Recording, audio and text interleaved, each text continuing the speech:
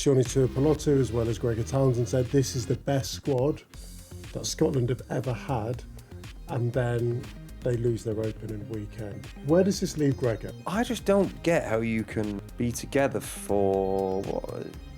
How long have we been together? This week, Scotland. 2 weeks. 2 weeks, yeah. 2 weeks, before, yeah. And how you start like that? That's really interesting because Immanuel Feyi-Waboso, and we've heard reports that he could be out for 10 weeks, which of course is the entirety of the Six Nations. My fear crazy. is, though, they could potentially be unstoppable for 10, 15 years. Hello and welcome. My name is Ugo Monye and this is Rugby Union Weekly. This is our first episode on YouTube, and every single Monday we're going to bring expert analysis as we look back at the action from the Six Nations. And every single week we have some of the finest pundits and voices in the game. And this week is absolutely no different because I've got former Scotland captain John Barclay and former England wing Chris Ashton. We're going to dissect what's been a shock result for Scotland as they lost to Italy, a convincing win for England and a dominant win for France as they took on Ireland this weekend. So YouTube and Rugby Union Weekly on BBC Sport is the place to be for all things Six Nations. I'd imagine slightly differing moods after week Can we just one. make it clear that I'm a really poor replacement here? No, you're Late not. call-up. You're not, mate. No, you're not. Well, he's called off, didn't he? Yeah, I mean- I'll be honest, of all the weeks I needed Warby here, it was this week. Yeah, okay. For And those- he's a coward. Yeah, we're going to just bring a bit of context to this. Sam Warburton was due to be here today, but I mean, I'm not saying that Wales is positive of their performance on conceding 50, potentially added to his illness, but he's actually not here. He's You can't go in hiding forever, though, because it's going to last a long time, isn't it? It's at least 10 He's years. got a runny in this. tummy. He can't be here, He's mate. got a runny tummy for sure. So we know that he's ill. How are you guys feeling? I'm fine. Are you actually? Yeah, I'm fine. Genuine? Yeah, You not shouldn't really. be, though. No, I'm not fine. I'm gutted. Yeah. Genuinely, I was gutted. Gutted. I thought before the game, I thought everyone's saying banana skin. And we were chatting before we came on, and you were saying, was it a shock? It's a shock. Is it? Well, they've won 14 the last 15 against Okay. Italy. I'm just checking. They lost there 2 years ago. And I don't know, I still haven't quite figured out if there is an asterisk with the weather, because it was crazy, the weather. But then when you take out a bit of context, you look at the first I played 20. in a foot of snow there once. We still won. How'd it go? We won. How are you under the high ball? It was horrendous. Was it? A foot of snow. I've never, I don't think I've seen a professional game in those conditions. Oh, it was awful, but we still won. It's biblical, wasn't it? It was horrendous. I mean, it's kind of wild because you got to like the final quarter of the match, and you were there in Rome. Yeah. I was watching half time and thought, this is impossible. It was, but then how do you go 29 phases in the last play of the game? Yeah. At what point did you, I reckon about 45, 50, it looked like they were going to lose. I thought after 25. Did you? Because they were 12-0 down, and they couldn't catch the ball, couldn't win a line out. The signs were And there. you just thought, weren't how are you going to get down into the 22 and actually put any meaningful possession together? Yeah, when it got behind, and I thought before the game, if you get ahead here, it's going to be damn hard. 2-3 scores behind, almost game over. Genuinely. I just don't get how you can be together for what? How long have we been together? This week, Scotland. 2 weeks. 2 weeks, yeah, week 2 before, weeks. yeah. And how you start like that? That's what surprised me. Yeah. It's really weird because I think Scotland's issues has truly flipped and flopped. Previously, it was their poverty in the final 20. Yeah. But Start well. as a consequence of that, they were like massively fast starters.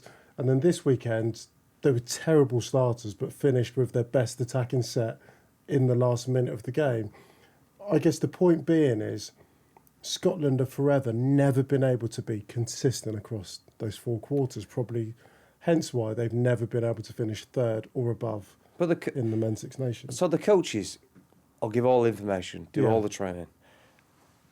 Surely that it does less with the players, because you're given everything that you need to be able to take onto the pitch. I'm not having that. What the coaches are giving is drastically different to a lot of other coaches. What they're giving, Yeah. the players are going on the pitch and not putting it. And this is the you said it on Rugby Special. You look at how Glasgow play, and it's not as simple as pick up Glasgow, put it in Scotland, but There's a lot of Glasgow have an connections. ability to there's a connection and an ability to problem solve and figure things out. They're 21-0 down against Toulouse, or maybe the best team in Europe, one of the best teams in Europe, which is most of the French side, or a lot of the French side, 14-0 down against Sale, and they start games well, typically, those games aside, and you think, how do you get to Scotland game and look Lost? You're just kind of unable to see what's happening in front of you. Mm. Italy defended really well. Thought they were great. They were really physical in the collisions. They were organised, but Scotland tried to play with width in the first 20 minutes. In the first game of the Six Nations, this is almost like going back 2 years. You're throwing the ball wide. I'm like, that's not how you play the first 20 minutes. I don't think. So is that the coach is giving the players to get the wrong game plan? But surely they've got enough experience with players that go, I don't agree with this. We probably should go this way, especially if we know it's going to absolutely hammer it down from half time. Honestly, I'm truly stunned because it was the classic type of fixture, which, by the way, for anyone watching that game thinking they weren't expecting that torrential rain in the second half, you were.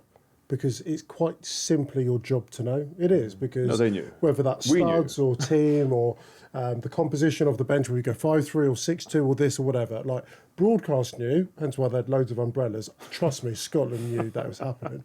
So when you know and have a relatively accurate, you need 2 game plans, because in one half you're going to be playing predominantly in the dry, and then the second half is going to be a totally different game. And we saw that play out. Hence why I'm so stunned as to why. And we're talking about a really well-experienced squad, because Scotland have the highest average caps per squad in the Six Nations. And they have the highest average caps of play in the starting 15 across the Six Nations. So we're talking about familiarity, whether that be for Glasgow and Scotland, and level of experience.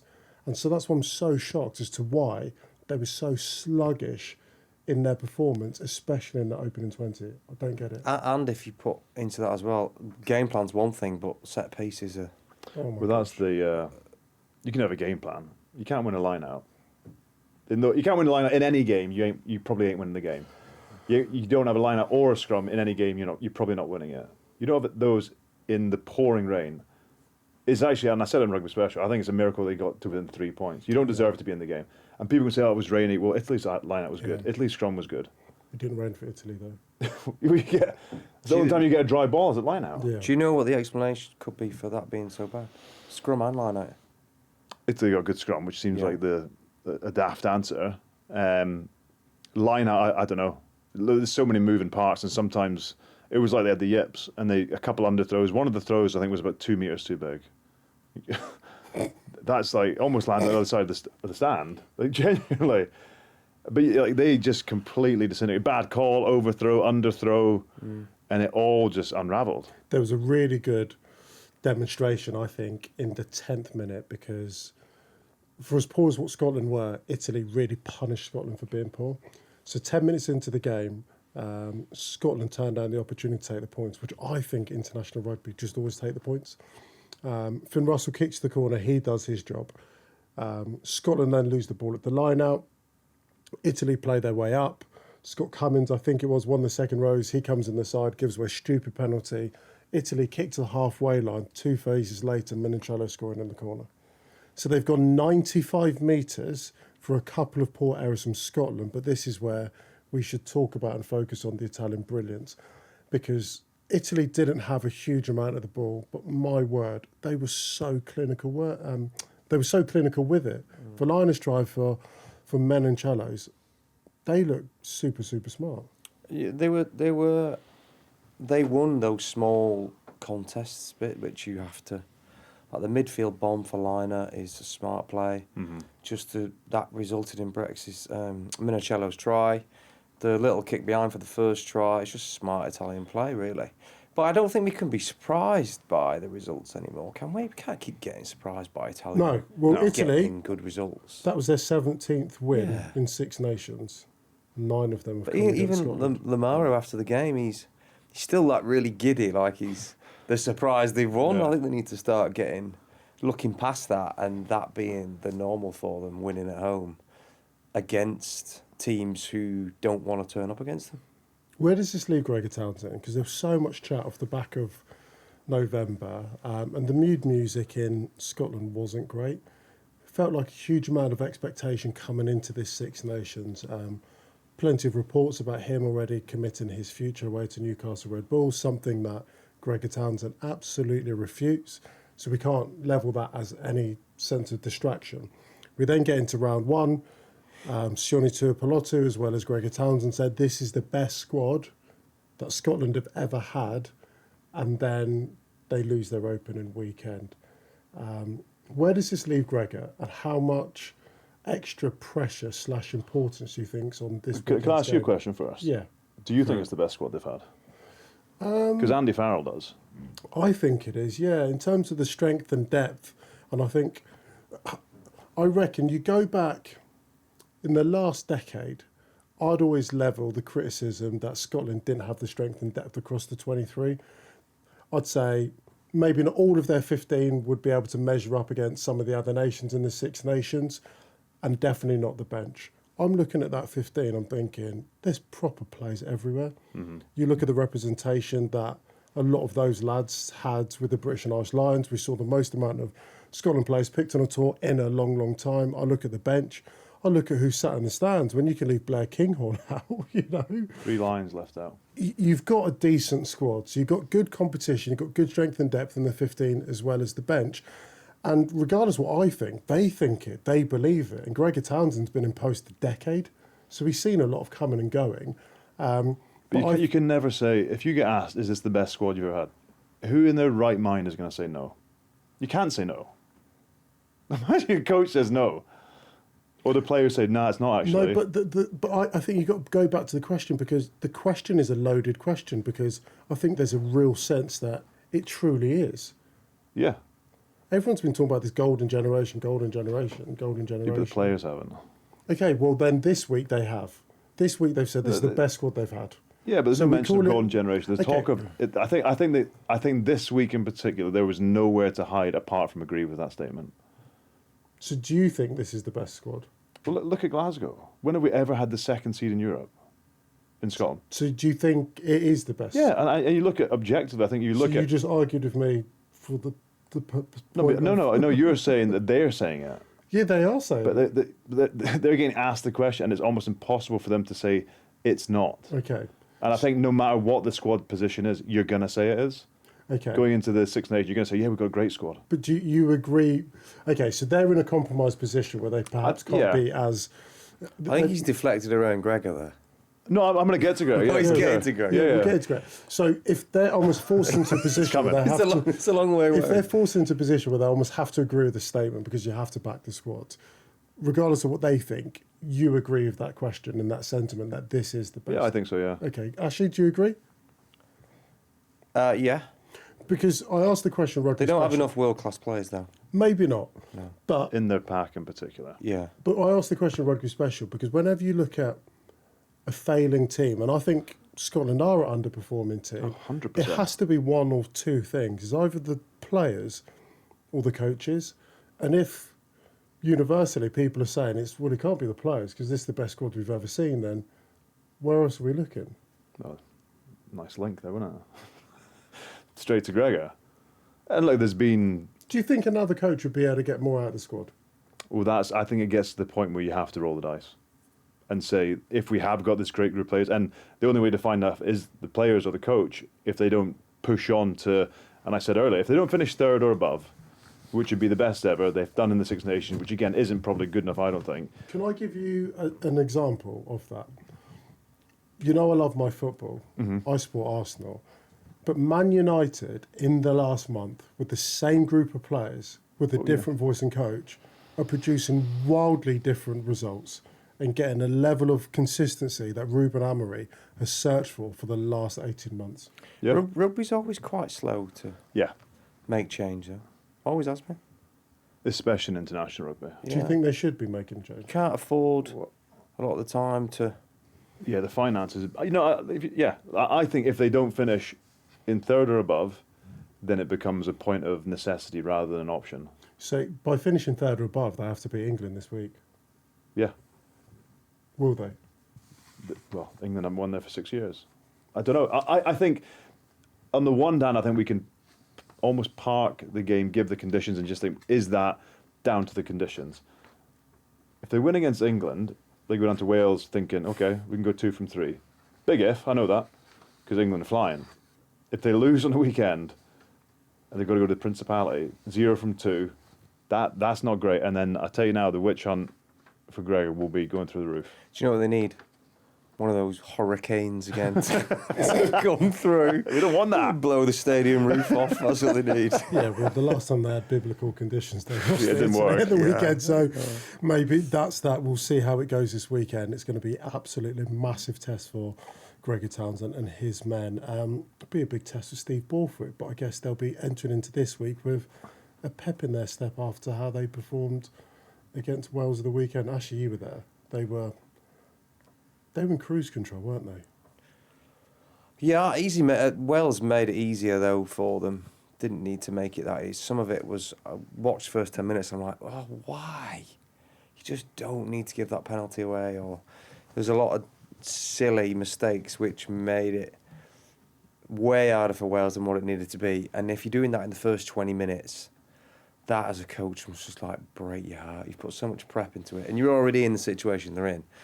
And then they do that for 20 minutes, just like penalty. 10 penalties inside 21 minutes. You're never going to be able to compete on anything. Even if you were half decent, you're not going to be able to compete doing that against teams like England. They're just going to kick into 22, maul you, or get another penalty, go for a try. And then by the time they get into near 20 points, they're in cruise control. So the game was over pretty quickly. I was a bit disappointed with it, really. I went to Twickenham, as probably everyone else did. I knew that was maybe going to happen, but I didn't want it to happen. And I sat there just going, there's not much we're going to get out of this. It's a good run out for us. We're going to see England score loads of tries, but I don't know if it's doing anyone any favours, because it's not really prepped England enough to go up to Murrayfield. And Wales are not getting any better. They're just the same place where they were in the autumn. Yeah. Do you know what? I spoke to some people after the game and they were like, slightly despondent. I think slightly underwhelmed at the level of competition. Said, that was a bit of a waste and all the rest of it. And I kind of agreed with them for a bit, but then that opinion marinated in myself and I thought, I could watch that every week. Like, I don't ever want to be in a position where I get bored of watching England smash teams. You couldn't watch that every week. No, I'm with Ashton. I was bored watching it. I know what you say. It wasn't like, I much prefer to see a contest. Yeah. But as an English player, I'll tell you what, the last 3 years haven't been fantastic. And we've only just started putting together this run of 12. So, I mean, literally in the last year, things are starting to build and connect and looking like we're a team that could win a Six Nations to potentially go on to win a World Cup. I'll never get bored of that. I never want to be complacent about watching England, because I'll tell you what, no one felt sorry for us when we were getting battered by Scotland away at Murrayfield, when we got humped by France a couple of years ago at home, when we were losing matches in the Autumn Nation series. Now we're connecting it and we're very comfortable just like smashing Wales. I'm okay. What's changed for England? You know, because you look at the squad and you think it's pretty much the same squad. I remember 18 months ago, the same conversation that's probably going on about Gregor was going on about Steve Borthwick. Coaches were changing. They weren't getting level of performance. They were having blowout defeats, like you just mentioned. You're like, and then suddenly, all those results which are going the other way are now falling for them. Got game understanding. They got understanding. They got purpose. They got settled coaching, settled team, settled group of players that all know the role. Leaders know where they fit into it. The lads underneath know how they play their part. Steve's created an environment that's everybody's allowed to be themselves and have the freedom to be an adult. I think sometimes you get caught up in these environments. You're like, you can't do that. You need to be here at that time. You need to do that. You're not going out at night. They have, as long as you put it on in training and. But that's been a shift in Steve Borthwick, especially the environment stuff. Before that, like, mate, the Gallagher Prem's really good domestic competition. Like, really good. You made an excellent point a couple of weeks ago on a podcast. You said when you look through the best teams in the Gallagher Prem and you look at the best players in those teams, they're English. Like, the lads are performing so well at their clubs and we've got a thriving game domestically. But I tell you why some of that is, or I think it is, because they're backed by a national coach. Yeah. And they have central contracts. They're backed by a guy who goes, no, you be you, and I'll get you in. You're part of my squad. Like, there's lads injured now who would have never been near the squad normally. Of course, yeah. Like, go back, get yourself sorted out. I might pick you next time. Now he's got them in. They're in the environment together. It's a group. It's not the 23. It's we are in this together to try and win a World Cup. Steve did mention on a podcast you did with Chris Jones a couple of weeks ago. He said, George Martin's an injured player, but he's an England player. I want him to feel like an England player. I want him to be in camp. I want him to do that. Ollie Lawrence was injured last weekend, but he's been in camp. He's like, he's an England player. I want him to feel like it. So that level of connection is never lost, whether you're part of the 23, where you're running water, or you're in that wider squad where you're injured. It does feel really connected. I think the other significant factor that's happened in the last couple of years is the Argentina tour. I promise you. I spoke about it loads during the autumn, but we don't get this POM squad. We don't get this level of competition without the Argentina tour. We know how good Argentina are at rugby, but to go there, to blood a load of youngsters, for them to cut their teeth at international rugby and be successful away from home, I think has been such a significant contribution to the success of where England are right now. I don't know if you saw the interview with Phil Dowson, Northampton Saints DOR, and he was talking about his relationship with Borthwick. And he obviously works with the players, a lot of them who are, Freeman, Pollock, Finn Smith. And he was saying when he's got something he thinks they need to work on, long term, not week to week, he asked Steve Borthwick to deliver that message, because it's way more powerful coming from international head coach. I'm like, wow. I'd never thought you'd see a club coach not defer, but give that level of connectivity, continuity through clubs and through international. Because before, and I'd have it with coaches, there's no trust there, really. Yeah. There's no trust. It was, you felt a lot of it wasn't true, or wasn't actually what he was. What you're saying is not right. Was genuine, or he was just giving you an excuse or a reason why he's not picking you or whatever. But I think with Steve, he actually wants everyone to get better and perform to be able to get in the team. And so he's going the right way about things. But actually, we played in the same era, played under the same England coaches, and I think club coaches, part of their job was having to resuscitate confidence in players coming out of international camp. Don't have it anymore. I never forget. Right, we had a player. I'm not saying it was, but he had a text message from an England coach telling him to play a different position. He turned up at training and was like, "No, I'm playing this position." I'm like, hang on, mate. You can't just switch position because you've had a text message from a coach saying you should play this position. He was adamant. He's like, no, I'm not playing there anymore. I'm playing. We could figure out what coach that was. Yeah, that was it. He had it in his mind to play ring. I have to go and play this position. Yeah. So there was massive conflict. There wasn't the sense of collaboration between clubs and country, because I'd often felt at times international environment was toxic. Level of performance didn't quite maximise, and when you go through those bits, you're literally coming back to the club, actually excited about coming back to the club because you've exited this environment, and the club coach is like, "Johnny, you're all right. This week we're just going to build your confidence again."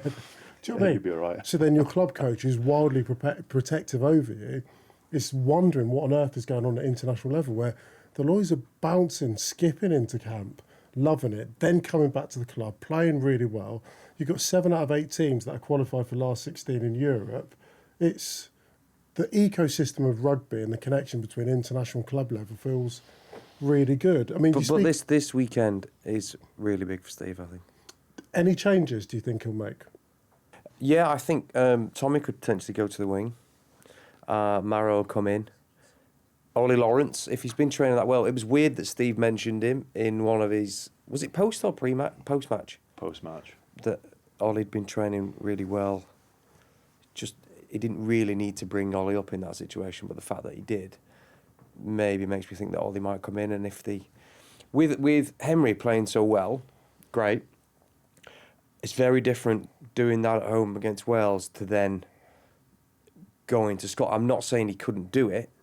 I'm just saying Saturday's so important for Steve to get right. Maybe it's not the time for Henry to go up there and play when you've got Ollie to come back, who you know can slip straight in, and Tommy could go on the other wing because we've got no Feyi-Waboso. That's really interesting because Immanuel Feyi-Waboso, and we've heard reports that he could be out for 10 weeks, which of course is the entirety of the Six Nations. So you'd be happier, and it's tough on Henry Arundel, isn't it? But Tommy Roebuck's found himself in this position where he's played, scored, and then not played the next week. So have Tommy Roebuck alongside Tommy Freeman, Freddie Stewart, and then Ollie Lawrence alongside Fraser Dingwall. Yeah. So you're going to drop him after scoring a hat trick? They were run-ins, but... Yeah. Yeah. I think he's able to do that right now, Steve. Yeah.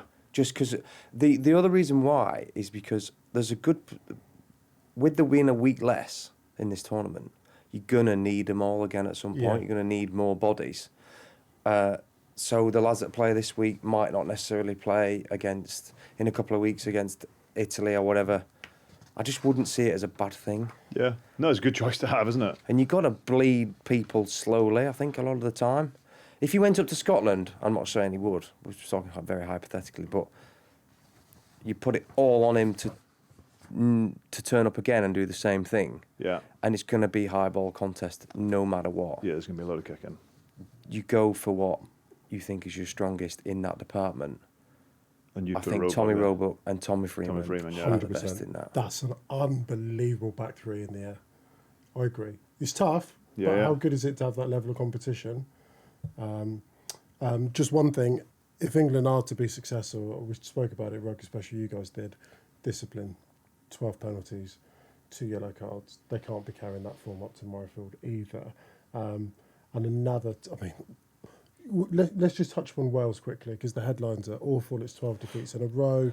It was their record half-time total 29-0, which was equalled by France in 1998. You always feel as if they've hit ground zero and then they play another game and we're here. Steve Tandy, the former Scotland defensive coach,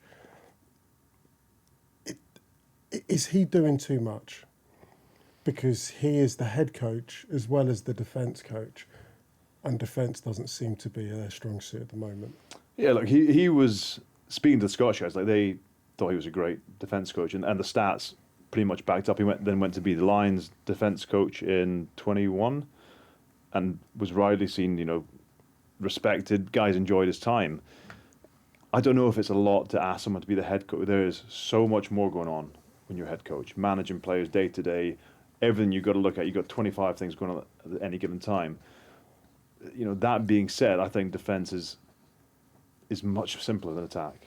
We looked at England for, it feels like last year, the year before, they couldn't quite get their attack. It takes a bit of time to build that level of cohesion, confidence, continuity. I look at Steve Tandy, I look at Wales's defence, and I think, you asked earlier, Ashy, is it the defence, is it the coach or is it the players? You got, one-on-one tackles and you're getting run over.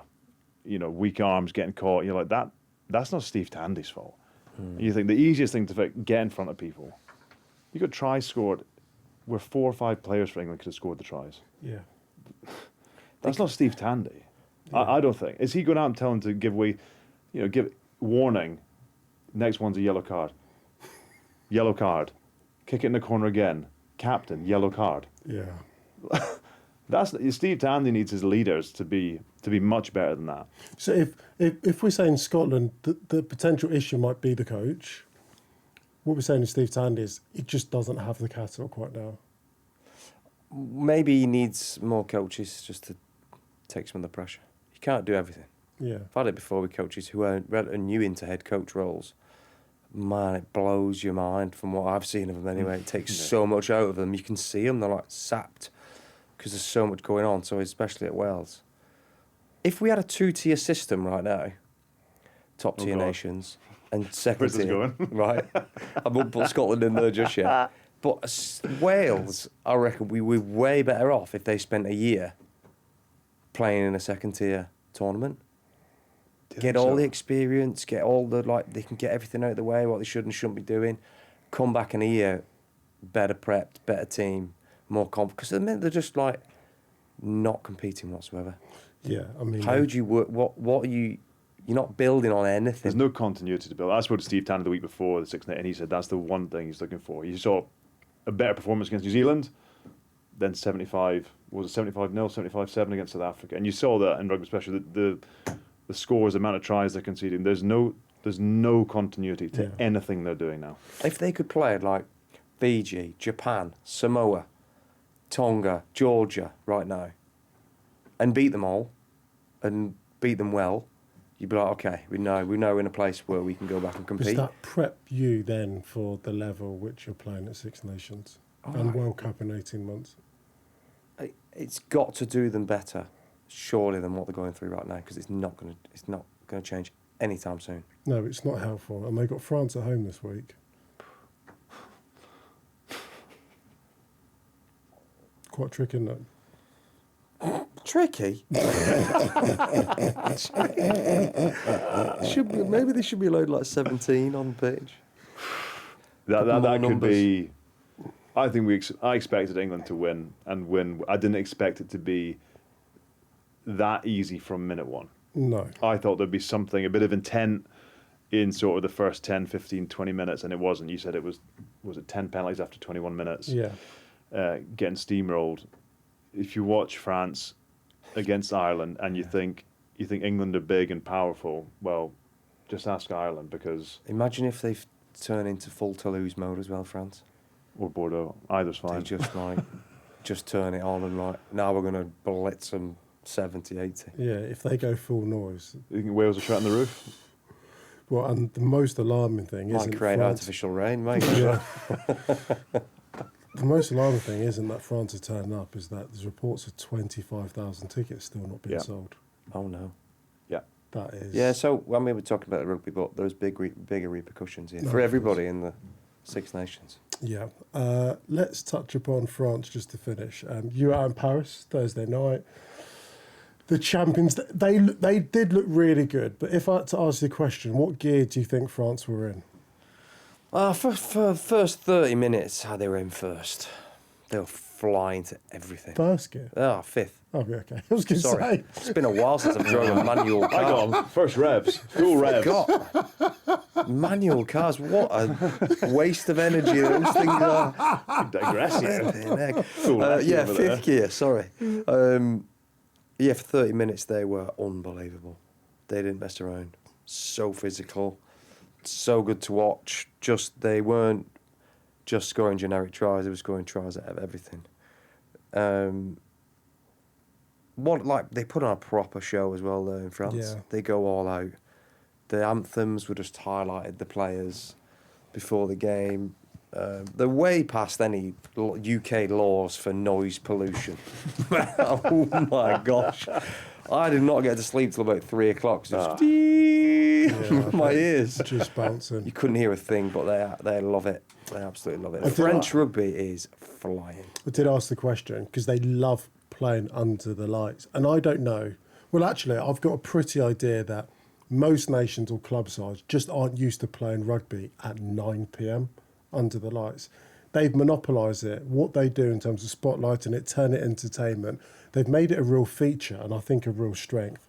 So they've played 14 matches under the lights going back to 2019 and they have won 11 out of the 14. They do love it. Their last loss under the lights was against Ireland at home in 2024, but before then was Scotland at home in 2021. At night time, they very rarely lose. They go through the whole team and say the first name and the whole stadium just chants the second name. It's class. It's a point of difference, isn't it? It's cool. But their point of difference on the pitch, you illustrated it in Rugby Special, that power game, their work at the breakdown, they were sensational, weren't they? Yeah, the headlines when the squad was announced, well, why is there no Damien Penaud, why is there no Gail Ficou, why is there no Gregory Aldry? Just have a look back and look at Jégu in the background. I know Jalont switched. Basically, Jégu was his replacement. Have a look at Deporter at centre. I think he was first across all the stats. 6 line breaks, busting tackles over the gain line. Have a look at Guillard in the second row. Yeah. If you haven't watched much of him play, 50 minutes and then 50 minutes on, lads are pretty tired. You've got Manny Miafu coming on. Yeah. It's 150 clicks, running straight over the top of you. It's crazy. It's crazy. And you look at the selections they make, I think they look like a way more dynamic team now. With the selections they've made, I think Ficou's been great, but probably doesn't have that same level of power and injection that Deporter does. I think you look at Jigu, probably very similar, explosive power, speed. I think I look at that team Do you now. know and my it's fear crazy. is, though, that they could potentially be unstoppable for 10, 15 years. Because the league is growing so Possibly. much. They're getting so much TV, people eyeball. It's bigger than football, the French team. So, and the league is so good in every town. Antoine Even Font the effect. second division is like big on TV. Yeah. So all the kids who are athletes are looking at this TV, looking at the sports in the country, going, "No, you know what? I want to play rugby. I want to keep rugby. I'm not playing basketball. Basketball's big in France. I'm not going to play basketball. I'm going to go play rugby." So you get a conveyor belt of kids that are just going to keep coming. Similarity to South Africa, which Yeah. you see, and like, you get kids who weren't playing rugby before, and they're seeing them win World Cups and how they behave, and now they've got record playing numbers. They got good big salaries, big clubs, big numbers on TV. Man, they could just keep getting bigger and bigger and bigger and better and better. I thought they were class. I thought they were very good. I didn't think they had to be as brilliant as what they needed to be to do Ireland, because I was slightly shocked actually by how uninventive. I'd always considered like Ireland to be a really passionate, high work rate team, but really inventive, just with their level of clicks and precision, especially in attack. So they adopted this game plan where they just wanted to kick really early and get the ball back. Well, didn't work. We had the stat earlier. France won just over 80% of their kicks retained, which is just out of this world good. So Ireland were 25%, just a bit of Ireland context around 25%. it. So they couldn't get any territory. In the first half, Ireland had 14 phases. 14 phases of rugby in France's half. Didn't work. And then I thought, in previous years where they've had like massive personality, especially in those like, we focus on the 10 position. I think Sam Prendergast's a very good rugby player, but he's not Johnny Sexton, where you can tactically switch up what you're doing to try and solve some of the issues you've got. But Johnny sat behind Bruno O'Gara for a long time. Yeah, I would get that. But outside of Jamieson Gibson Park, and I'll ask the question, a slightly loaded question, but outside of Jamieson Gibson Park, how many of that Irish backline get into a Scotland, England or French team? Yeah, not many. Who? Right. Were you angling for? I'm not sure. Ringrose Ringrose maybe. would be my head goes to. Ahead of who? In England? What, ahead of They the had no Porto? Bundyaki. No. They had no Keegan. Yeah, mate, we know No, they've got James loads Lowe, of yeah. injuries. James Lowe wasn't picked. Yeah, James not his Lowe pick not or something. picked. Yeah. You could see they don't have any connection between the back line. And I don't know how many times I've been able to ask that question about an Irish backline and go, we haven't selected a single player to get into a Scotland, England or French team. We'd be able to debate and properly debate maybe 3 or 4 players. That they just, yes, they've got injuries, but their strength and depth, they don't have the same level of quality that I think we've become so accustomed to and so used to. So if you're lacking strength and depth and quality and maybe a little bit of experience in certain positions, maybe we shouldn't be so surprised as to what their output was on Thursday night. Yeah, I look at Ireland, and we've watched them, we've chatted about them for years. They're the best team at imposing themselves on other teams, I think, with how organised they are, how they use their pods, how, whether it was Sexton, whoever was there, it was like you knew what was coming, but you couldn't stop it. I was so surprised, like you said, about the lack of evolution, how unconnected they were in their backline. They couldn't get anything going. They could not get anything going. And is that because France is so brilliant? Well, possibly, but Ireland have gone over there before against big French sides and run them close or win. And you're like, well, smashed them to pieces. Yeah. I always seen a bit of a hangover of the Lions. yeah. You know, coaches and players. That long 18 months. It's been a long 18 months for England. Yeah, but they took a lot of players, a lot of staff. Yeah. Some of them are slightly older. You don't have as much true. bounce all the time. Yeah, true. I It feels weird because, there was alarm bells ringing in the autumn, and then you've got people saying it's not as bad as what you think it is. Peter O'Mahony came out and was trying to silence some of the critics, and then, hey, you don't want to speak with a hyperbolic nature, but I don't know. I don't think they're as bad Thursday. as... there was some effort stuff, which is concerning, that he doesn't... It's not often a coach like Andy Farrell would admit that, but Yeah. that they got some stuff wrong too. That'll fix up. I don't think they're as bad as what the game made out. I think that France 30 minutes would blow anyone away, and the game was done. Came back into it. I don't think they'll be that bad for the rest. They won't be as bad as what we're fearing for the rest of the time. Do you think Italy licking their lips, or No, I No, can't. No? Can't they see it? are. I think any international side watching that is thinking, just ultimately they feel like they've got more of a chance, whether it's manufactured or not, or whether it manifests itself into anything, to points or a victory. Scrum might is be an another issue. thing. But Yes. Italy now Yeah. feel, off the back of beating Scotland, we can go into this a huge amount of confidence. 100%. Not saying that they will go and win. I don't think they will, by the way, just for the record. But they feel like they've got more than just the chance now, won't they? Italy's scrum was scrum time? I outstanding. think the amount of players Ireland my missing up gosh. front. Yeah, And they yeah. actually scrum well against France, to be fair, but that was maybe partly down to how it was refereed. Get the ball and get the ball away, get it out. They don't want to be the headlines talking about scrums. I look at the scrum, I look at the centres, I look at the speed they play at, and I think They'll fancy it. they'll fancy. Of course they will. Yeah. That would be massive for the Six Nations. Yeah, it's going to be absolutely Massive. huge. Week 2 of the Six Nations should be stellar. Thanks so much for tuning in and watching us on a Rugby Union Weekly. YouTube is the place where you get some of the best insight every single Monday right across the Six Nations. And if watching it isn't enough for you because you want to get it into your ears, well, Rugby Union Weekly goes daily right across the Six Nations. So make sure you subscribe not just to YouTube, but also to Rugby Union Weekly, which you can get on BBC Sounds. Myself, John Barclay, Chris Ashton, we're going to be back. Make sure you hit that subscribe, leave us your feedback and comments, and we'll see you again next time.